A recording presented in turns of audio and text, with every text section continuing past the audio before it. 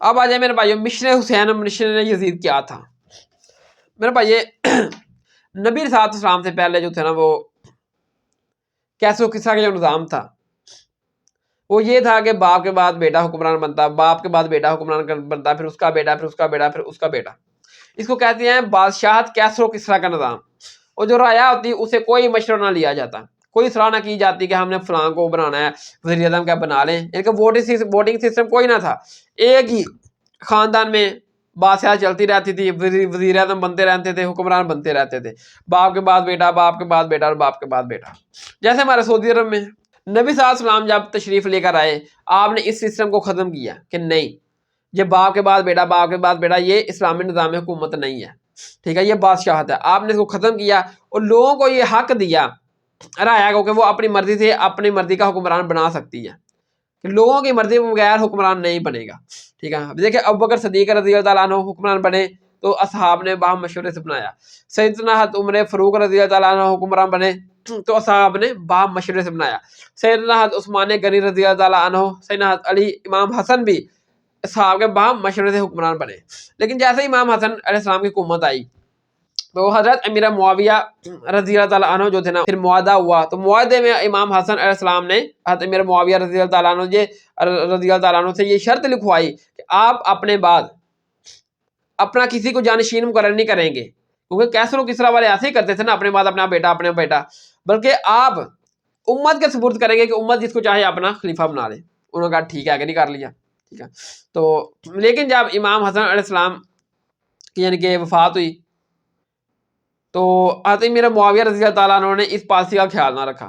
کیوں نہیں رکھا؟ یہ صحیح بخاری میں ہے، 4827 کا نمبر ہے 4827، کہ حضرت امیر معاویہ رضی اللہ تعالیٰ عنہ نے اپنی زندگی میں ہی اس پالیسی کا خیال نہیں رکھا. اور مروان کو جب حجاز کا گورنر بنا کر بھیجا، ادھر مروان نے خطبہ دیا، خود میں کہا کہ اللہ تعالیٰ کی ذات نے حضرت امیر معاویہ رضی اللہ تعالیٰ عنہ کو یہ بات سجا دی ہے کہ اپنے بعد اپنے بیٹے یزید کو مسلمانوں کا خلیفہ بنا دے.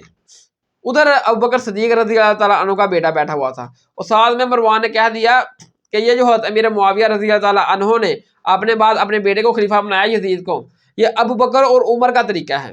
جب اس نے یہ بات کی نا کہ یہ ابوبکر اور عمر کا طریقہ ہے، ادھر حضرت ابوبکر صدیق رضی اللہ تعالیٰ عنہ کا بیٹا بیٹھا ہوا تھا، ادھر وہ عبد الرحمن بن ابی بکر، اس نے وہ اٹھا اور کھڑا ہوا، اس نے کہا کہ دیکھو یہ کیسر و کسرا کا طریقہ ہے، اب باپ کے بعد بیٹا، باپ کے بعد بیٹا، باپ کے بعد بیٹا بادشاہ بنے گا، یہ ابو بکر اور عمر کا طریقہ نہیں ہے.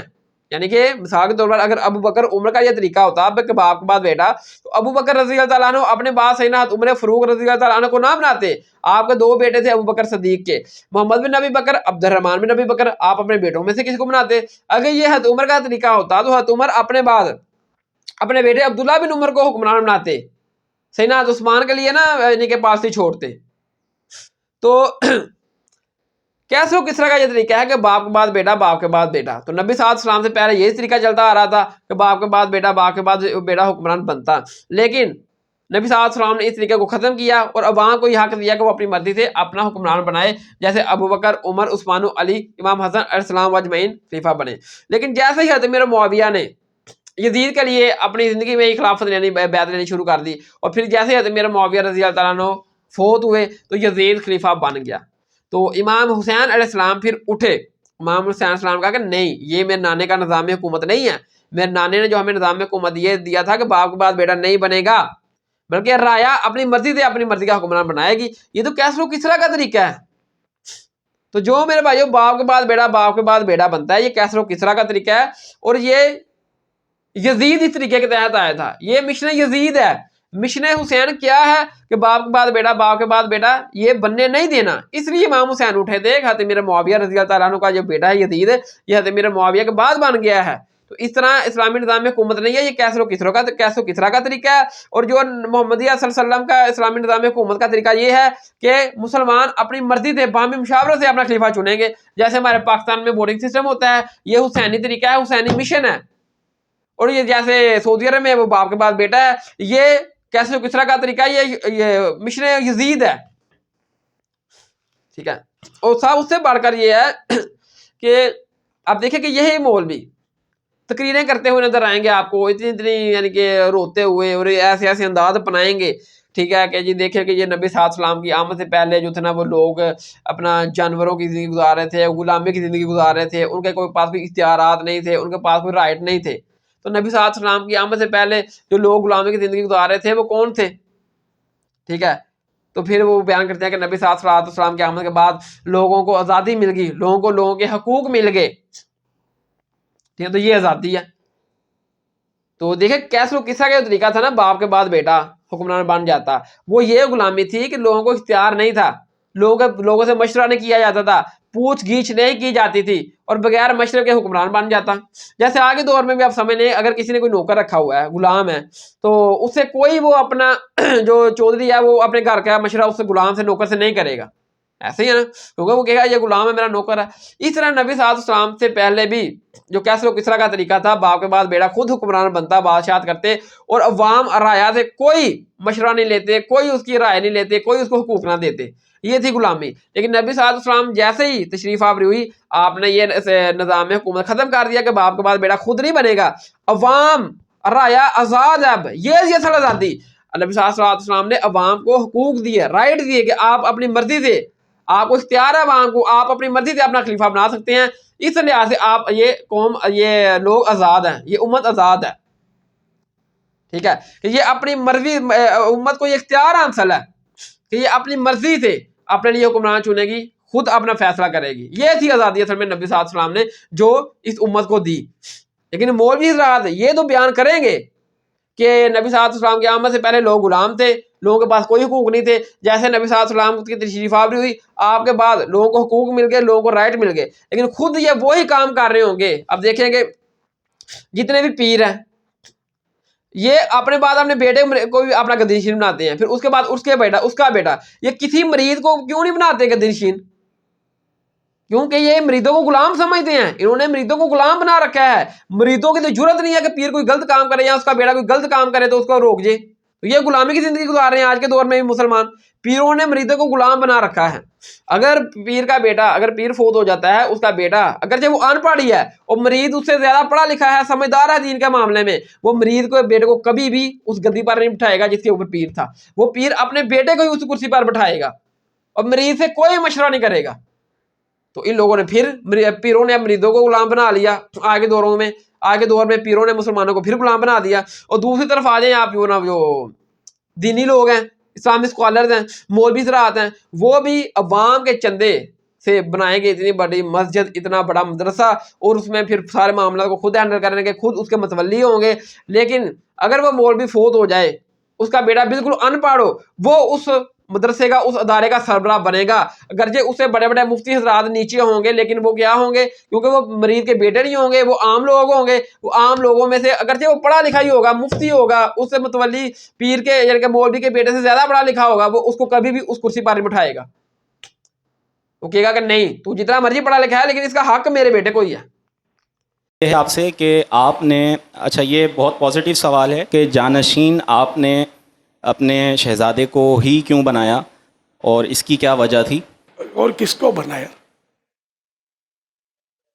نہیں، آپ کی نظر میں ان سے کوئی بہتر ہے تو اپنے اس پہ غور کر لیتے ہیں.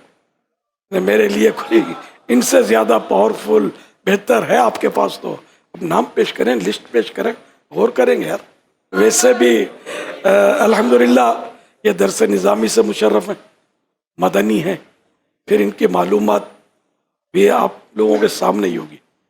ماشاءاللہ یہ سوالات، جوابات، مجھے تو یہ خوش فہمی ہے کہ اللہ کرے گا تو میرے بعد یہ زندہ رہے تو مدنی مذاکرہ ویران نہیں ہوگا. یہ اللہ کرے گا سنبھال لیں گے. امید ہے مجھے، اللہ ان کو زندہ سلامت رکھے کہ یہ سنبھال لیں گے اللہ کرے گا. تو اب یہ کہ ویسے بھی اولاد کی طرف لوگوں کا رجوع زیادہ ہوتا ہے. یہ بھی ایک مطلب لوگوں کا روٹین ہے. مطلب تو اب اولاد ہے، پھر اہل بھی ہو تو سونے پہ سہاگا. نہ اہل کو تو نہیں کھڑا کر دیا میں نے. تو یوں الحمدللہ مطلب یہ کہ آپ کے سامنے. تو یہ پھر مولویوں نے بھی اپنے جو ادارے بنائے لوگوں کو چندے کے ساتھ، اس میں بھی پیر کے مولوی کے بعد اس کا بیٹا، اس کا بیٹا، اس کا بیٹا متولی، اور عام لوگوں سے کوئی مشورہ نہیں کرتے. اور ان مولویوں نے بھی ان لوگوں کو پھر غلام بنا لیا. یہ تو پیروں نے بھی अपने मरीजों को गुलाम बना लिया और मौलवियों ने भी अपने स्टूडेंट को गुलाम बना लिया। और जैसे कैसरो किसरो का तरीका था, वो अवाम को कोई हुकूक नहीं देते थे, अपनी मर्जी से बादशाह बन जाते थे, कुर्सी पर बैठ जाते थे। आगे दौर के पीर और मौलवी भी ऐसे ही करते हैं, कोई मशवरा नहीं करते, ना मरीज से करते हैं ना स्टूडेंट से करते हैं, खुद अपनी मर्जी से अपने बेटों को कुर्सी के ऊपर बैठा देते हैं। और ये यजीदी तरीका है, हुसैनी तरीका ये नहीं है। हुसैनी मिशन ये था कि लोग मशवरा करेंगे, मरीज मशवरा करेंगे कि पीर का ये जो बेटा है ये इस गद्दीशीन कुर्सी के ऊपर बैठने का हकदार है भी या नहीं, लेकिन मरीजों से कोई मशवरा नहीं किया जाता क्योंकि मरीज गुलाम है पीरों के। मौलवी हज़रात के भी जो स्टूडेंट है पढ़े लिखे वो मशवरा करेंगे, वोटिंग सिस्टम करेंगे कि ये जो हमारे उस्ताद हैं इनके बाद इनका जो बच्चा है ये इस ओहदे के ऊपर बैठने के काबिल है भी है या नहीं, मुतवल्ली इस सीट के ऊपर बैठने के काबिल है भी है या नहीं, इसके बारे इतना दीन का नॉलेज है भी है कि नहीं, कहेंगे नहीं, अपने बेटे को बिठा देंगे। और आज के मौलवियों ने भी अपने जो मानने वाले हैं उनको गुलाम बना लिया है। बरेलवियों के मानने वाले बरेलवी मौलवियों के गुलाम है, अहले हदीसों के मानने वाले अहले हदीस के गुलाम है मौलवियों के, और शिया और देवबंदियों के मानने वाले ये इनके गुलाम है। इन मरीदों की जरूरत नहीं है कि पीर को बता दें कि ये आपका बेटा या आप ये गलत कर रहे हैं, और जो आप दीन बयान कर रहे हैं उसमें भी कुरान में तो ये लिखा हुआ है और आप गलत बयानी कर रहे हैं। दीन को ये गलत फैलता हुआ देख सकते हैं ये मरीद, लेकिन कभी इनकी जरूरत नहीं है कि ये पीर के सामने बोल सके क्योंकि ये गुलाम है पीरों के।